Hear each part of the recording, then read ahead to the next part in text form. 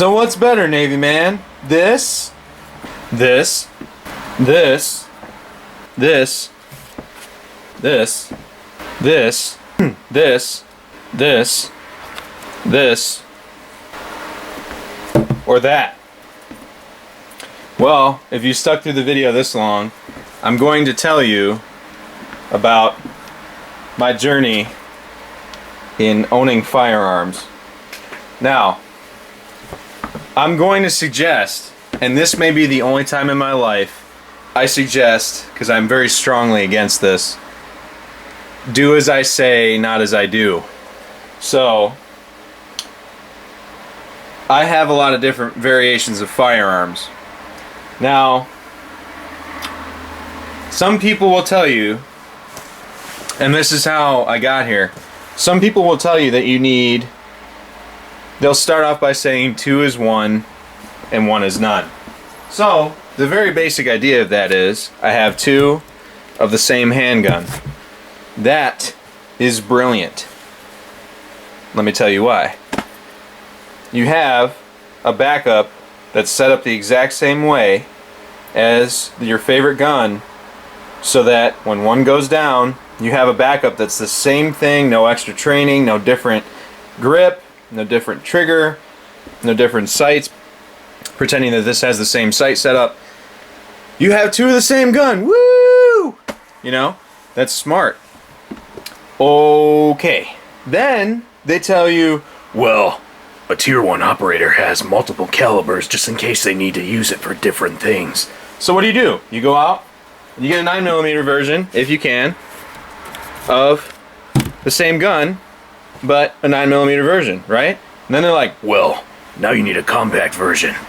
So you go out and you get a compact version of your favorite handgun, right? And then they're like, well, now you need a compact 9. But you're like, well, I already got a compact 9. And then they're like, well, then get a tier 1 super duper badass operator's full-size 9mm pistol. So you get this, right? But what have you done? You have overcomplicated your handguns. Now, while these are all very similar, they're still not this. And this is just an oddball gun in your collection, right? Same thing with the Glock. Like, say I get a Glock, right? So, not all of these guns are the same.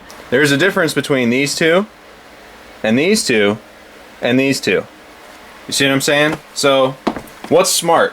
What do you recommend, Navy man? Help me out, I don't know what I'm doing. I'm sure plenty of you guys will be fine without my advice, but here it is anyway.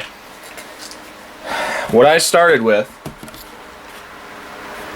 and what I could have stayed with, was the HK USP. Now, I shoot the HK USP wonderfully. I have a heap of magazines for it. I have a heap of holsters for it. I have a beautiful light for it that I've updated with an LED. This was the gun that I shot the best, even better than my compact USP 40. So while I'm sad that I sold my USP 40, I had one gun that was 45 caliber, and I loved it. Capacity was great. I could concealed carry it, though it was a lot of work, and everything was wonderful. Until someone came along and was like, hey, have you seen that badass HK-45? And I was like, what the hell is that? And they're like, psh, you don't know, peasant? So I was like, alright, well let me go check that gun out. So they didn't have one in the store, so what does my dumb ass do? I order one. There it is. It's the exact handgun I ordered, blind, without handling one. Luckily, about 2 weeks later after ordering one, someone had one in stock, so I got to handle it. So what I do after I order this, I go out shooting my, I've never talked about this, my USP 40, we shot it indoors, and Master Yoda's hearing protection wasn't working properly, and 40's kind of obnoxious and snappy and loud, and it was a short barrel, and it was a angled roof, and it cost him some hearing permanently. So I got angry and sold it. So I took some of that money and took this off hold that much sooner, which didn't bother me at first, but it bothers me now. So what I do after that, I bought a 1911. I learned on a 1911, it was wonderful, so I sold it. 2 guns sold already, right? What else do I buy? A Glock 19. So a couple years ago, this was my inventory. What do I do after that? I buy an HK-45. You know why I bought the Glock 19? Because someone told me that I needed a 9mm. Oh, you have to have a 9mm, Navy man. If you don't have a 9mm, then you gon' die. Because you have to have 2 calibers. What happens when you don't have 45 ammunition anymore, and all you have is 9mm, but you don't have a 9mm? Or buy a Glock 22, it's the perfect prepper's pistol. You know, that's all well and good, but let's backtrack. Had I just kept the USP 45, which I shot just fine. I shot very, very well. And I'm not saying I don't shoot this gun well. In fact, that's my favorite handgun. But I shoot this so well, I can't justify owning any other firearm. So those 3 guns I just had in frame, plus the other 2 that I sold, imagine if I had just bought ammunition with that. Let's say 45 is what it used to be at 3 1/4, $325 per case for ball ammunition, and then we'll say $500 for 1,000 rounds of self-defense ammunition before the craziness. So, do the math. How many guns did I buy? I bought 5. And not counting all the heap that you saw in the beginning. So I bought 5. 4 of which I didn't absolutely need. The HK-45C, you could justify that, so I have a compact to carry.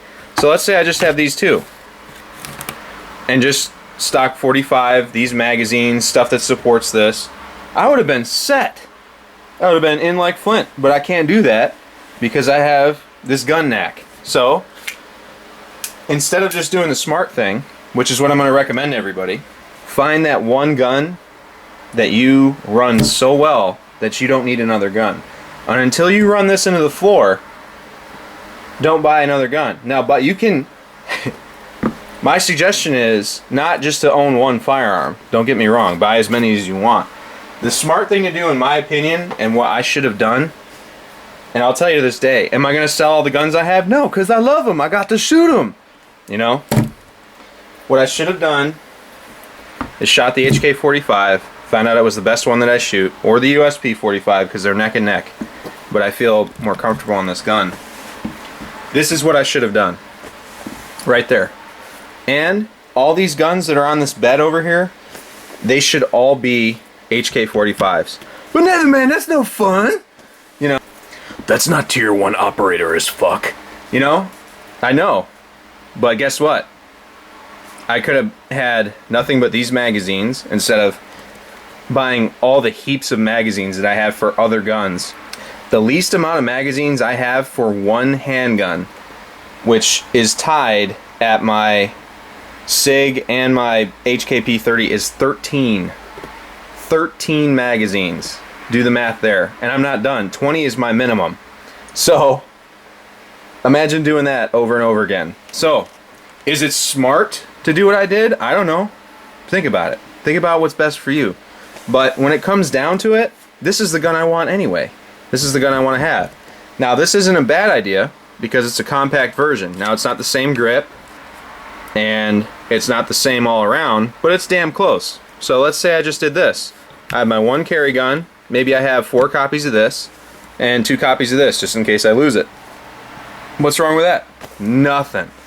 The whole moral of the story is don't let other people talk you into being gun addicts like they are. Find the one gun that you shoot the best. As my uncle says, find something you like and buy 2 of them. And that is the moral of the story. Doesn't have to be HK-45s. It could be anything you want. It can be a Glock or a SIG. It could be anything like that. But even multiple 9mm platforms, those 2 that are in front of you right now, they have differences. They don't take the same magazine. The triggers are different. The sights are different. The parts you need are different. The PMS cycles are different. Everything's different. So, what are you really doing to yourself? And you can't take all these guns with you. You know? I can't take all these guns with me in a fight. I'd love to. If I have to leave my gun behind, I'm going to be a sad panda. But I can't take them all. So hopefully I bring enough friends that they all get one. But honestly, it is what it is. Now I'm going to start selling down some of these guns. But not that many. I'm realistically probably only going to sell the Glock and try to collapse down to HK platforms or just hammer fired guns. And I'm also not saying that there's nothing to be said for being able to run multiple gun platforms equally well and be able to pick up anything and use anything. That's a very, very valuable skill. And I'm sorry I don't have a single action representative or a revolver or whatever, but it's very nice to be able to pick up any gun, you know, press check it or see if it's loaded or whatever you do to get comfortable on a handgun, and then be like, okay, I'm good. You know, and I'm in a unique situation with Master Yoda, and a lot of my coworkers have all the other guns that I'd be interested in, so I just like, hey, you got this gun? They're like, yep. And then they're like, hey, you got this gun? I'm like, yep. And they're like, hey, can we shoot each other's guns? Yep. I have shot a very wide variety of firearms without actually owning them. So, you know, I was very lucky in that regard. And I know some of you live in the middle of BFE and you have, you know, you can't you can't get a hold of anything. You got to go to you got to make a 2-hour journey to your FFL to see if he can order it for you or she can order it for you or anything like that. I get that. But, you know, my whole thing is anyway, I shoot all these guns fine, and it takes me a little while to get on target with some of them, and there's some guns I'll never shoot well, but the guns I shoot well, I shoot very well, and I should have those in the first place. So it is what it is, and it's kind of a give and take thing. You know, you can shoot a whole bunch of guns well, but what gun do you shoot the best? That's what's more important. What is it that you want? You know, think about what you want. And people do this with rifles. They'll buy a rifle platform or 2 rifle platforms because rifles are more expensive on average, and they can't afford to have like 67 rifles or 12 rifles or, you know, 14 rifles.